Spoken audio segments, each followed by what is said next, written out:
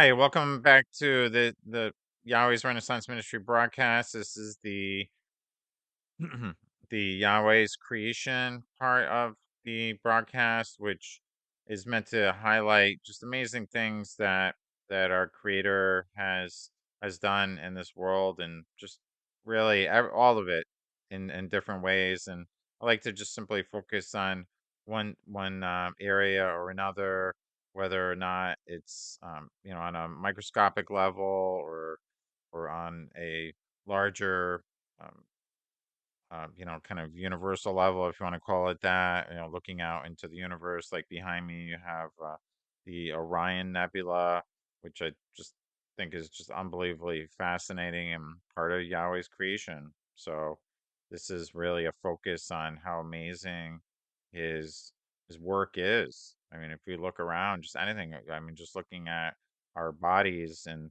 so this is a focus on a particular part of our body, which is considered really a very extremely complex organ of the body.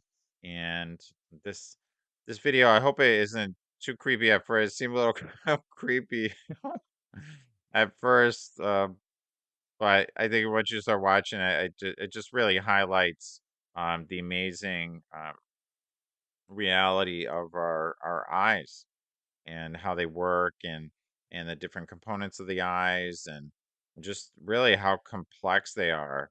And I mean it's our whole world. I mean, just think about so much. Everything we do is so related to what we see and perceive, and it's so important. I mean, you know I mean, it's unfortunate if somebody does not have eyesight, but obviously there are different things that can be done in that situation. If somebody is unfortunately blind or has eyesight loss to whatever extent. So, but it's amazing how much relates to our simple perception via these elements, our eyes. So I, I'm this is a focus on just how amazing this part of our body really truly is. And it's funny, we something we just always take for granted, or at least I do. So I just want to share this, and hopefully it's not. I don't know. This robot guy's kind of creepy, but he's got a kind of creepy guy. But what are you gonna do? I just want to share this with you, but hopefully people like this and get something out of it. It's pretty interesting. Okay, open your eyes and let the world in. Follow me on a journey into your body's second most complex organ after the brain. But pay attention now, all of this will happen in the blink of an eye.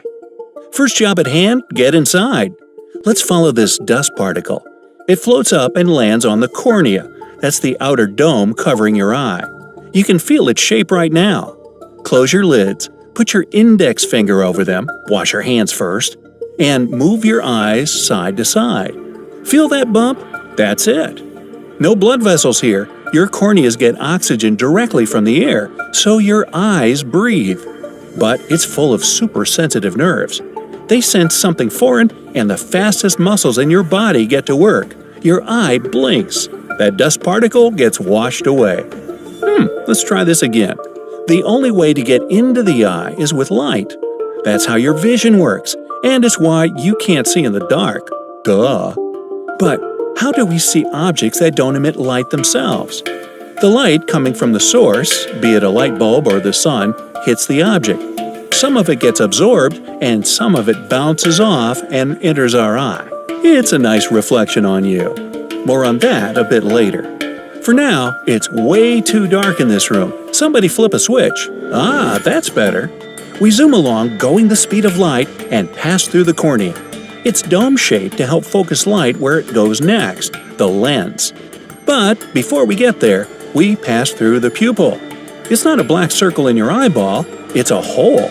Black because there's no light inside your eye.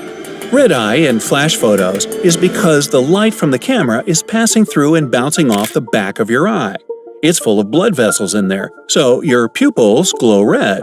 But this pupil's too small. I can barely squeeze through. Oh, the light's too bright.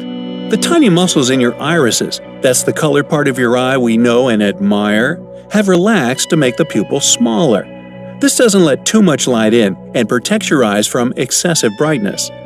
Turn the lights down a little, and the iris muscles contract. The pupil gets bigger as the eye demands more light to be let through.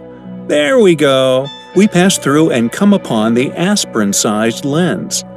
Like your ears and nose, your lens continues to grow throughout your whole life. And just like in a camera, it focuses the light even more. That way, it hits exactly where it needs to be on the retina. That's the back of the eye. I can see our human here is nearsighted. Things far away are blurry. Look at where the lens is focusing the light into a single point. It's not on the retina, but a little before it. This happens when your eye is slightly too long. If you're farsighted, things up close are blurry. That focal point goes behind the eye because your eyeball's too short. Don't worry, it's nothing a pair of glasses can't fix. Ooh, it's roomier in here than I thought. Hello? Hello? Well, it's because you only see about 1/6 of your eye when you look in the mirror.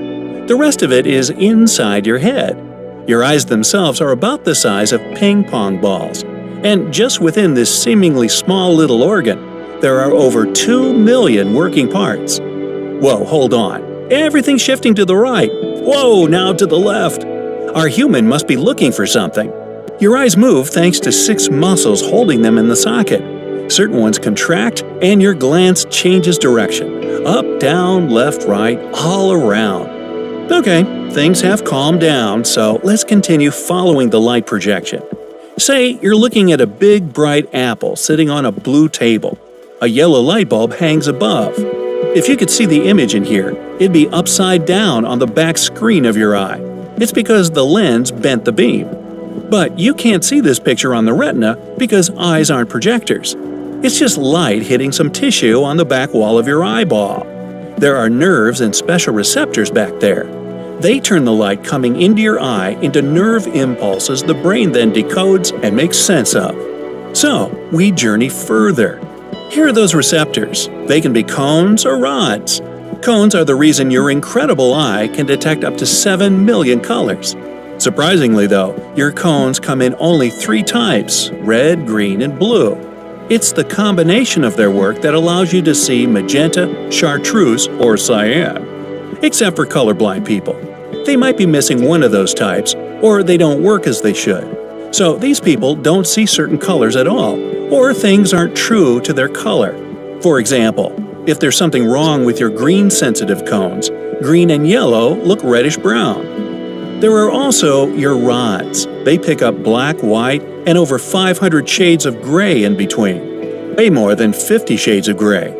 You also have more of them than cones, and the rods are mostly in charge of your peripherals. Yep, everything outside your direct field of vision looks like old black and white TV. Rods also help you see in low light. The photoreceptors in your eyes are so sensitive, they can even project an image when it's not even there. Ever looked at a bright light, closed your eyes or turn off the light, and you can still see the shape of that light bulb floating before your eyes? I've been getting paid $1,000. That's your photoreceptors continuing to send visual information to your brain. Your rods and cones are connected to neurons, so the data gets passed there and makes its way to your optic nerve. This is where blood vessels and the main path to the brain enter and exit the eyeball. This is also where your blind spot is. There are no rods or cones here. You can test it too. Grab a piece of paper and a pen. I'll wait. Okay, make a dot on the left side and a plus about a hand's length to the right of it. Hold the paper at arm's length, close your right eye, and stare at the plus sign. The dot will disappear because it's in your blind spot. If it doesn't, move the paper closer or further away until the dot disappears. Do the same thing with your left eye closed and stare at the dot with your right eye. The plus sign will vanish when it enters your blind spot.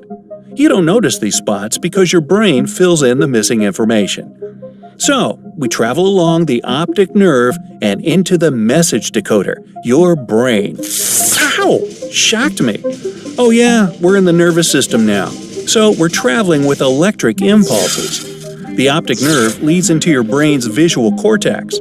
This is where that upside-down image gets translated into something we understand. That's a blue table with a red apple sitting on it. A yellow light shines above. And your brain knows up and down thanks to your ears. Well, your balance system, which is mostly in your ears. Anyway, the brain is also where missing puzzle pieces, like the stuff in your blind spot, gets filled in with information based on its vast collection of archives. The dot on the left is my blind spot, so I'll just fill in the missing space and make it look like the paper continues seamlessly there. But our journey didn't start when we entered the eye with light. It started when light from a source bounced off an object and then into the eye. Why do we see different colors? Because visible light travels in different wavelengths. That red apple on the table absorbs other colors and reflects red-white waves, also pronounced as red light waves. The table reflects blue, and so on. Black objects absorb all the light, and white things reflect most of it. Those reflected waves hit cones and rods sensitive to them, and your world is filled with color, especially red-white waves.